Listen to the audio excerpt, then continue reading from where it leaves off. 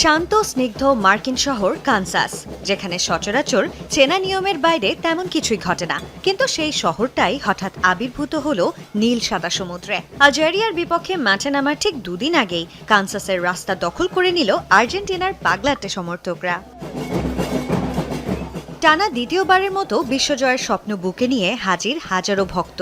বিয়ার ব্র্যান্ডের আয়োজনে রেস্তোরাঁ পাড়ায় জমল যেন এক টুকরো বুয়েন্স আইরেস। মার্কিন মূলকে থাকা আর্জেন্টাইন তো বটেই, দেশ থেকে উড়ে আসা হাজারো ভক্তের সাথে গলা মেলালেন মেসি ম্যারাডোনার প্রেমে পড়া ভিনদেশি ফুটবল প্রেমীরাও। তবে এই আনন্দের মাঝেই ছুঁয়ে গেল এক অদ্ভুত আবেগ। 2024 সালের ফেব্রুয়ারিতে ফুটবল দুনিয়াকে কাঁদিয়ে বিদায় নিয়েছেন ফিফার সেরা সমর্থক পুরস্কারজয়ী কার্লোস পাসকুয়াল তুলা। কিন্তু কানসাসের রাস্তায় আজও বেজে উঠল তার সেই চিরচেনা ড্রাম। মঙ্গলবার রাত 10টা, প্রতিপক্ষ আলজেরিয়া, কিন্তু ম্যাচ শুরুর আগেই যেন জয় হয়ে গেছে গ্যালারির। 76,000 ধারণ ক্ষমতার কানসাস সিটি স্টেডিয়ামে নামতে চলেছে হাজার হাজার আর্জেন্টাইনের ঢল।